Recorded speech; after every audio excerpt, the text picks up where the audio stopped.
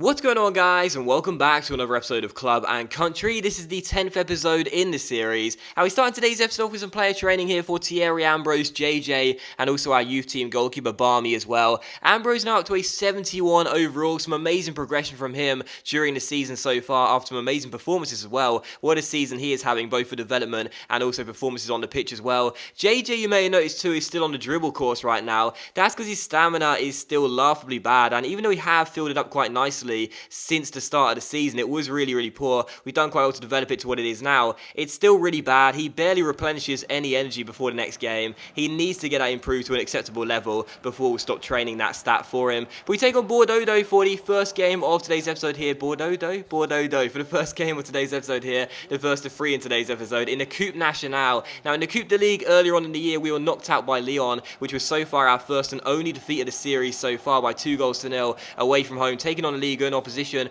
Bordeaux are also a Ligue 1 team, but coming into this game, I sensed we could cause an upset, and that's why, unlike in the Lyon game, we didn't rest our players. We went with a really strong first 11 because I thought we could possibly pull off a shock, and just 11 minutes and 36 seconds in, we did open the scoring in front of the travelling fans and make it Bordeaux 0, Paris FC 1. And do I need to tell you who scored the goal? Probably not, but I will anyway. Thierry Ambrose notching up another, his first in a cup, to add to several in the league so far, making it 1-0, and our skipper gives us the early advantage in this cup game. And in the 20th minute, we had another good chance here. Our stocky centre-back's header goes wide of the post and behind for a goal kick. But in the first half, I sensed we could cause an upset in this game. We were playing out of our skins and looking really ferocious. Every time we came forward on the attack, we looked like we would score. But as for Bordeaux, not only could they not attack and get chances, but they couldn't even defend either. They were literally all at sea. And in the 36th minute, after some nice passing, Bogie gets played forward one-on-one, slots it past the goalkeeper, and makes it Ligue 1 Bordeaux 0, League 2 Paris FC 2. So 2 goals up in this game. It was a nice passing move, but look at the Bordeaux players. Look at how scattered they are. There's no defensive pattern to that piece of defending there. They're all over the place. No positioning, no organisation whatsoever. And we do make it Bordeaux 0, Paris FC 2. They had a terrible first half. They only had one proper chance to note. This one here a few minutes before the break, with a shot going harmlessly wide of the post and behind for a goal kick. At half-time, as you can see as well, 6 shots, 3 of which on target. Possession was balanced, and of course the most important thing was the scoreline, which we led by 2-1. So 2-1 going into the second half, and in the second half, Bordeaux needing to come back from 2 goals down to get themselves back in the game and equalise. They would get one here and half the deficit in the 77th minute. Sane heading in here, but Lamine Sane's goal was a nice header and everything, but this was just so routine. Honestly, that was just so routine. How on earth I defended that so poorly, I do not know. But Lamine Sane does get Bordeaux back in the game later on, but it doesn't matter because we held on for the win. Final score, Bordeaux 1, Paris FC 2. We complete the shock result, the best result of the series so far, and get ourselves through to the next round of the Coupe Nationale. So delighted with that, and I felt full value for it as well. We had more shots, more of which on target, possession was balanced, and of course the most important thing,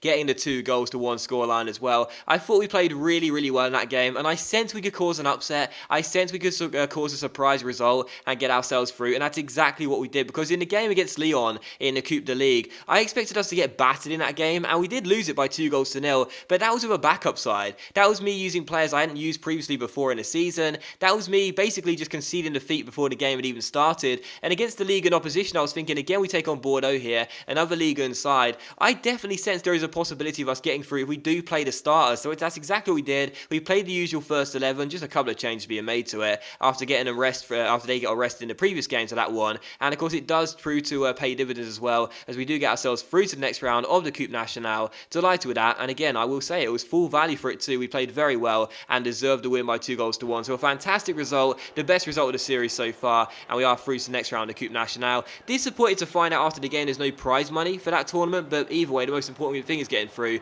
trying to cause some more shock results, and that was a really good win for us. Still, we take on Metz for the second of 3 games in today's episode here, back in the league, and the first chance would fall from this penalty here early on. Thierry Ambrose goes through and does get clipped from behind, but I wasn't sure whether it was a spot kick or not, because he sort of miskicked the ball as well at the same time, so I wasn't really sure whether it was a penalty or not. So as per usual, we chip it down the middle, but it doesn't matter because Ambrose still scores anyway. That's just the kind of season he's having, even when he chips the penalties down the middle, you still expect him to score, and he does make it Metz 0, Paris FC 1. So he scored the opening goal against Bordeaux, he scores the opening goal here against Metz as well, away from home, back in the league. Another goal for Thierry Ambrose, chipping a penalty down the centre, and that is now goal number 22 22 for our number 9 this season. Unbelievable stuff, and he's now 71 overall as well. What a fantastic debut he's having, and he does make it Metz 0, Paris FC 1. Metz would have a good chance to get themselves back in the game here 14 minutes before the break, but that one-on-one chance gets put wide the post and behind for a goal kick. And in the 45th minute on the stroke of half-time here, we had a great opportunity to double our lead. Aziz Thiam gets on the end of this drill cross and goes for goal, smacks the shot from just outside the 6-yard box. Some real power, got some real ferocity behind that one, but unfortunately it hits the bar and eventually Metz get the ball clear. So still 1-0 in this game. In the second half here, we play for possession for the most part, and as our left back gets on the ball here, receives the pass from our goalkeeper, we slow the tempo down completely, realise that Metz aren't putting us under too much pressure, and just get a foot on the ball, just slow the game down and just keep control of the ball as well, and control the tempo and play Paris FC football. And as Bogie gets on the ball here down the right hand side, he takes around one man with the ball roll, takes around another as well, slides it inside towards Thierry Ambrose, and it's his second of the game. With 20 minutes to go, Ambrose surely delivers all 3 points and makes it Metz 0, Paris FC 2. So a really simple goal, that one. Metz just didn't put us under much pressure at all in the second half, which I thought they would, to try and get the ball off us and create more chances to try and find the equalising goal. Instead, they kind of just sat back, said, come at us, come at us, come at us. So I said, okay, we will come at you. We get the ball down the right hand side, Boga cuts inside, gives it to Ambrose, and it's now goal number 23 for Thierry Ambrose as he makes it Metz 0, Paris FC 2. The final chance fell to Metz 9 minutes before the end of the game. That shot going wide, the post and behind for a goal kick though, and it was how the game would finish as well. Final score, Metz 0, Paris FC 2. Another game where we scored 2 goals or more. A very, very, very simple victory, that one, because Metz couldn't hit the target in the game. They may have had 5 shots and a couple of good chances too, but neither of the attempts fell on target. None of the attempts for them fell on target, whereas we got 2 goals scored, and that is why we win the game by 2-0. So another win. It keeps us top of the table as well, with Stade Lavallois consistently slipping up as well. They're failing to get a lot of wins in quick concession right now. We are extending the gap between first and second, and naturally first and third as well. Right now, if we fail to get promoted automatically, it would be one of my biggest chokes ever. We are so far in front right now. As you can see, 12 points clear of second place, 15 points clear of third place. Of course, the top 2 go up automatically. With 16 games to go, it's looking very likely we will get ourselves in at least one of the 2 automatic promotion spots come the end of the season. So because of that,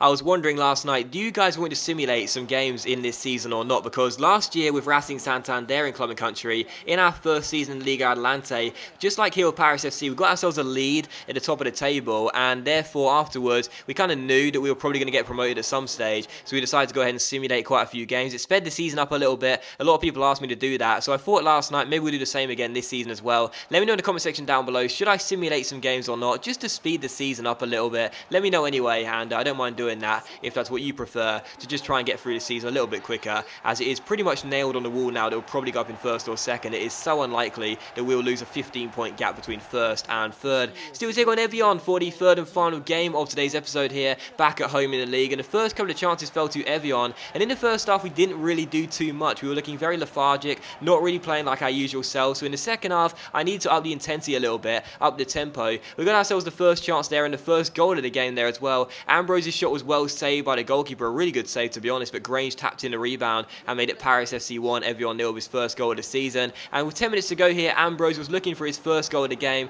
looking to make it 3 games in a row where he's found the back of the net, and he'd do so as well. He fake shots around one defender, step overs around the next, holds the man off there with a good piece of strength, goes through one-on-one, and it's a really crisp finish by Thierry Ambrose, as he does make it Paris FC 2, Evian 0, and surely secure the point. So 2-0 to Paris FC. What a lovely finish by the guy. I have so much confidence every time he runs through one-on-one. I think he's going to score, and he does make it Paris FC 2, Evian 0. One of the final chances would fall to Evian, but our goalkeeper made a really good save there, looking for back-to-back clean sheets and turned the shot behind for a corner. And from the corner, Evian sent every single player forward, including the goalkeeper, and as it was swung into the centre here, Pires heads it up in the air, and Cantini fails to win the header. As it comes to our goalkeeper here, he catches it cleanly, quickly rolls it out towards Grange, who scored our first goal, who plays it through towards Thierry Ambrose, who scored our second goal, and the goalkeeper Evian is doing everything he can to try and get back to his goal on time, but he's not got Joe Hart's pace. He only just gets inside his area when Ambrose gets the ball to trickle over the line, and Thierry Ambrose just taps it into the open goal and makes it Paris FC 3, Evian 0, and get his second of the game. So another goal for Thierry Ambrose.